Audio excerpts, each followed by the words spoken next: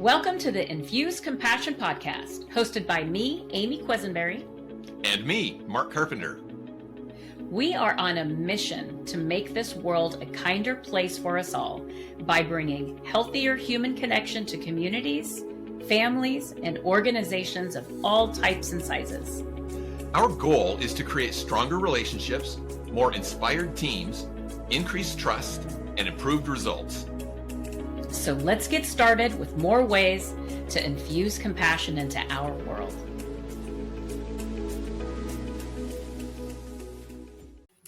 Welcome back to the Infuse Compassion podcast.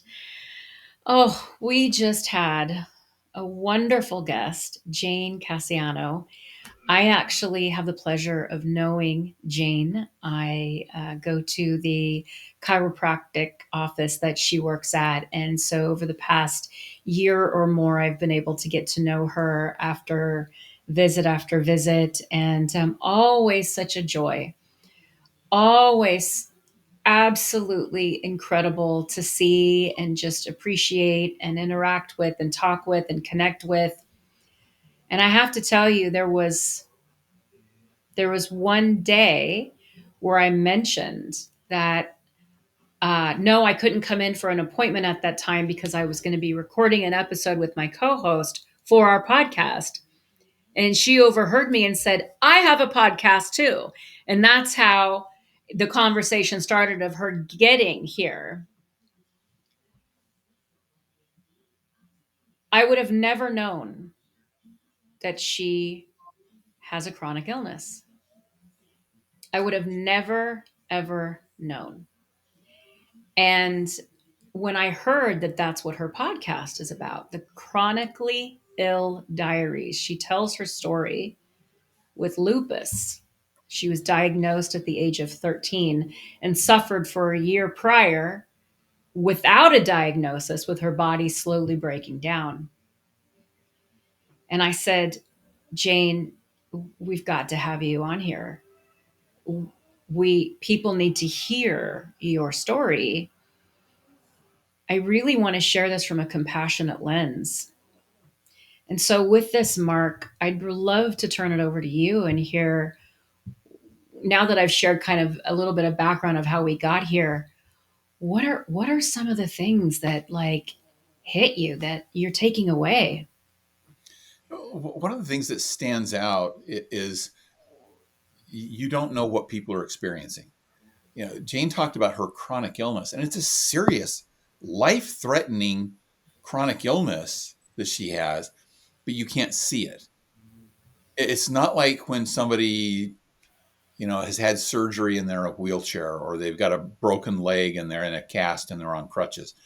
You can see that. You can't see what's going on with her. And so we don't know what people are experiencing. We don't know what everybody's experiencing and some of the pains that they're going through. And that to me is a call for compassion from everybody, to just not judge the book by its cover, because you don't know what people are going through. But with that thought in mind, I had an experience today where I just stopped at a convenience store and got a soft drink. And I was checking out, and I always still smile to the clerk and try to make some, positive comment. And she just kind of glared at me. Mm. I mean, no smile. And she didn't even respond verbally. She just kind of glared at me when I said, thanks so much. I hope you have a great day, or something like that. And she just glared at me. I was like, that was really weird. But as I got in my car, I thought, I hope she's okay. Because there could be something going on with her we have just no idea about. We have no idea what's really underneath the surface with people. And there's a lot of people with chronic illnesses that do not show.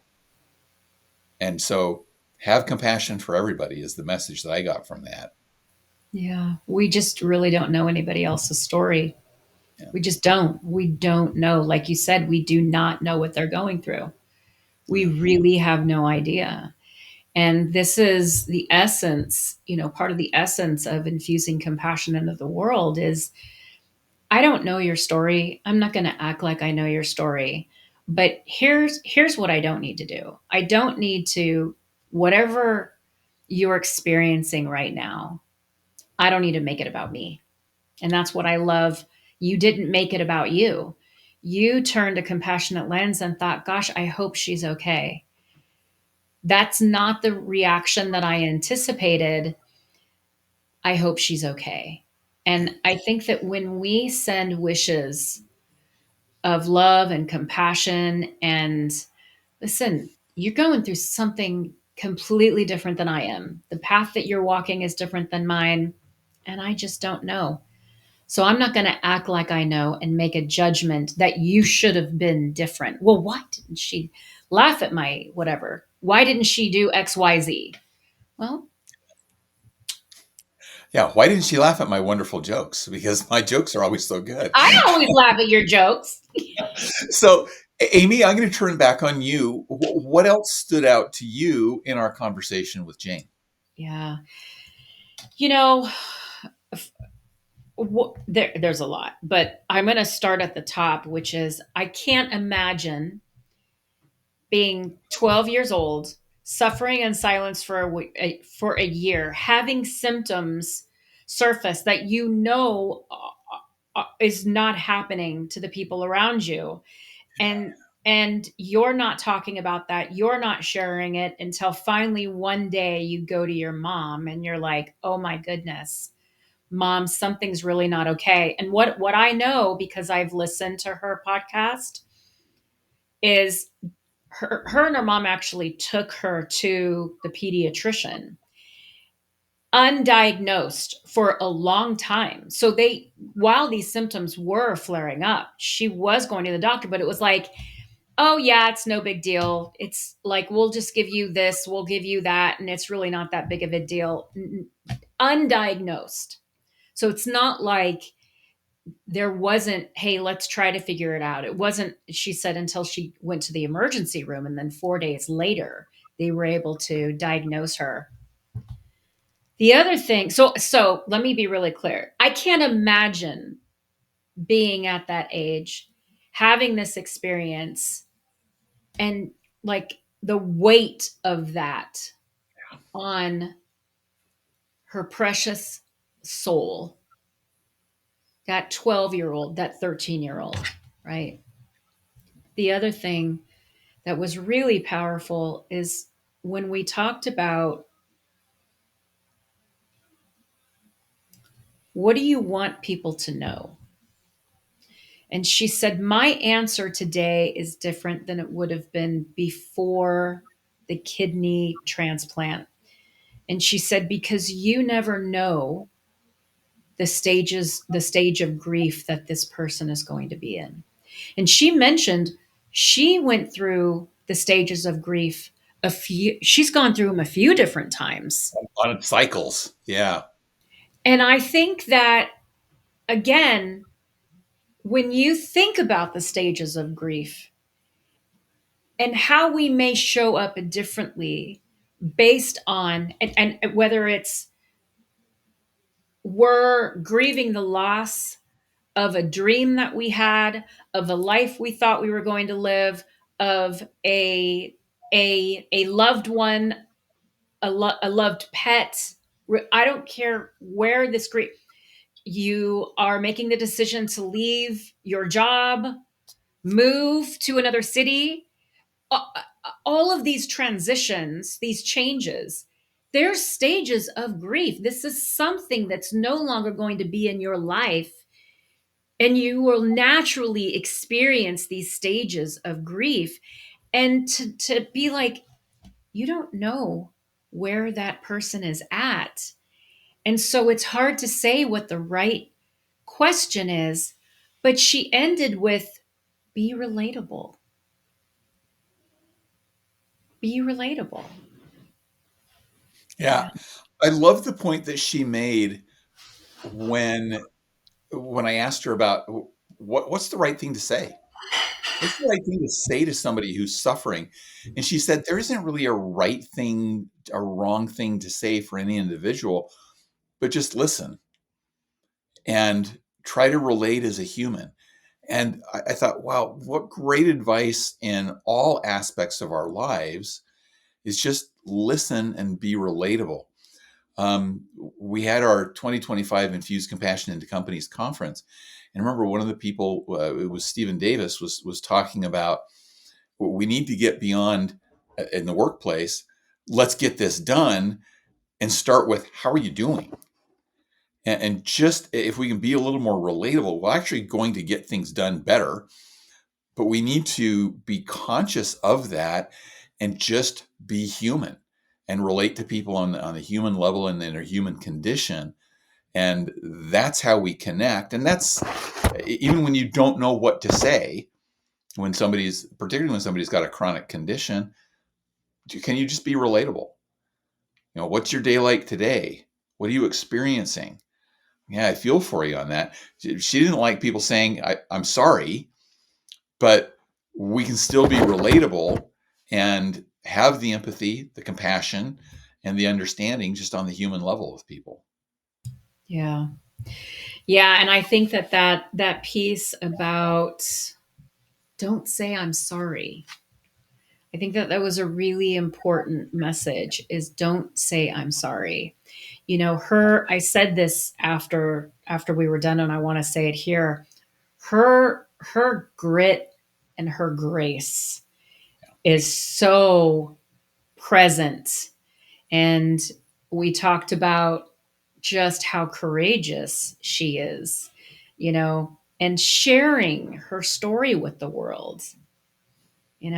I'd love to hear your thoughts a little bit more on that, Mark. Yeah, and the word that I was thinking of to describe her courage there is exemplary.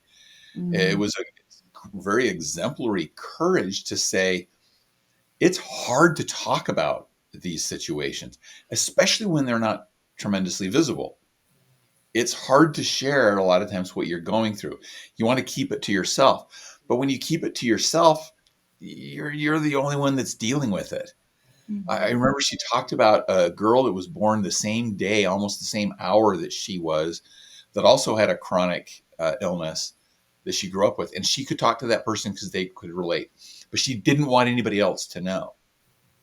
But then when she started opening up, when she started to go through dialysis, and maybe it was a little forced on her because now she had this tube coming out of her that made it a little more obvious that there was something going on. But when she started talking to other people about it, she realized the need for that connection that she got. mhm. And it was a connection not just of, it wasn't a connection of, I'm sorry, I feel sorry for you, but it was a connection of, I'm going through something too, and a connection of, you're telling me what you're going through is helping me through what I'm going through. Mhm. So the connection is both ways. That's the thing about connection. You can't just connect from one side. The connections are going to be on both sides. And so by you reaching out and connecting to somebody else, it could help them through what they're going through, but they're connecting back to you helps you with what you're going through too. And Yeah. so I just thought that was a good reminder for us all as we're going through stuff. I'm not saying you have to shout it from the rooftops, but let people know where you are so that you can have that connection. Give them the opportunity to be compassionate to you. It's an opportunity for you to be compassionate to others, and that strengthens you both. Yeah. And we don't have to suffer in silence. There's been some interactions that I've had recently, that people have had with me and that I've had with others, where one of either I've asked somebody or somebody has asked me, "How are you doing today?" And I don't do it with everybody, but there are a couple of people that I'll say, I got to tell you, it's not. It's. I'm in the struggle today. I don't go into the details, but here, Mark, is what I didn't do. I didn't say I'm fine because I wasn't fine. Because I Yeah. wasn't fine, you know? And and the interactions that I've had with people where they've said, "Today is a tough day." I've stopped and I've said, "You have no idea how much I respect you for saying the truth and for not saying I'm fine." Yeah. Like Yeah, that's I do some volunteer work on the weekend, and it's the same people that are there most days. And this one gentleman had shared with me a few weeks ago that he was having trouble with his sciatica, mm, that it was giving him some pain. I just kind of noticed that he was not walking very well, and said something to him about it. And he told me about his condition. Well, I saw him a week ago, and I said, "How are you doing today?" And he says, "I'm good." And I just asked one more question. And I said, "How's the sciatica?" mm, And all of a sudden he just opened up and said, "Yeah, I'm still struggling with that a lot. It's not as bad today, but and he just and he shared with me where he really was, and I felt connected to him. I was glad that I asked that one simple, a little additional question that shows I'm not asking how are you in passing with the expectation that the answer is going to be I'm fine. yeah. And so sometimes listening and just taking that one extra little question can make a difference in that connection and the strength that it builds through that compassion that comes with it. And I love that you were present with him. You know, the thing is that when people know something about us, like you knew about the sciatica that he has, right? And then you take the time to say, "Hey, how how is that going?" For anybody that hasn't had sciatica, my dad has it, and I have it as well. It is debilitating. It will knock you off. It's this nerve that runs down the back, and I'm not a doctor. I'm not going to act like a doctor, but let me tell you, it'll Yeah. it, it'll Pain slow goes you all the way down. down the hips into the legs, and it can go all the way down to your feet. I mean, it is It is harsh. something. It is. You don't realize, like, and I've always said this, you don't realize how important XYZ body part is until something goes wrong with that body part. And you're like, wow, that's really something. I didn't realize how important my thumb was until, I or whatever it is. Yeah. Yeah, and that goes back to you don't know what people are going through. You don't, and you don't know how debilitating that can be. Yeah. And I'll go to the thumb. You see somebody in a splint with their thumb, and you go, "Oh, what happened? Oh, I sprained my thumb doing this, or I had a bicycling accident and I broke the thumb, or whatever it happens to be." Even just to ask the little additional question, "Ooh, how is that kind of challenging for you right now?" It helps them to be able to say, "Yeah, I can't write my name. It's really weird. I can't use a pen because of this." And just opening it up to say, "Yeah, that's got to be hard, and it's okay to talk about it," and Yeah. making it okay to talk about challenges that we're facing. Well, and Jane talked about the burden that she was carrying by holding this. And she Yeah. said, there was a point where I just couldn't carry this any longer. I had to start talking about it. And I think that this is such a message of self-compassion that I really want people to hear, in that you don't have to suffer alone. What is it that's happening that's causing you to shut down, go inside, other yourself, whatever it is, and and find a safe place. She chose Instagram to talk about it, you know? Created an Instagram and a YouTube channel and started talking about it, and it just has opened this whole nother world for her, you know? Yeah. And I'll add on to that. It created a whole nother world for her, but it also opened up a world for other people Mhm. who were feeling that same thing, Yeah. and who could finally look at that and say, "I'm not alone. Yeah. I'm not the only one that's dealing with somebody like this," and provide a path that other people could talk to about it. I love the example that she shared where they even brought up her case in a medical school class in Europe. I was just going to mention that. You Yeah. don't know how far your reach can go and how helpful, again, you can be to other people. And again, it's not all about you've got to help other people. You need to open up for yourself too.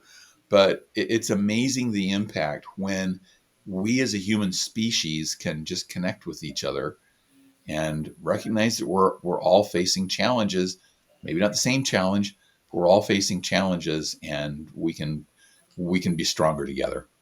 Yeah. No, it's so true. I was thinking about the medical student, just to continue the story. I was thinking about the medical student, and I really loved that they brought this back to her story, back to the institution. Because, listen, I've never been to medical school. I don't know what it's like. I don't know if they cover empathy, the patient experience, understanding, because there's so much to cover about whatever the focus is that you're going to focus on as a doctor. But at the end of the day, this isn't a machine. This is a human being that you're treating. And he brought humanity to that process by bringing Jane's story in. Yeah. I love that. And I really encourage, if there's any doctors out there, people in medical offices, if you feel like there's an opportunity to have the patient's perspective a little bit more, to be able to see, in addition to everything that you have to stay focused on, doctors and nurses, but to also think, hold on, there's a human being here that is really going through a lot right now. And, Jane, if you follow her, you know that her family is very involved in her journey as well. Very, very involved. And I don't know. It's just, it's, I'm so grateful. I'm so grateful to Jane. Yeah. And that's such a wonderful point, and is a good reminder for all of us, not just in the medical field, but in all areas of business. We often look at people as problems to be solved, not people to be cared for. Mm, And whatever area of training you're in, you get the training on problem solving. You get medical training on here's how you diagnose this disease, here's how you treat this disease, here's how you treat this injury.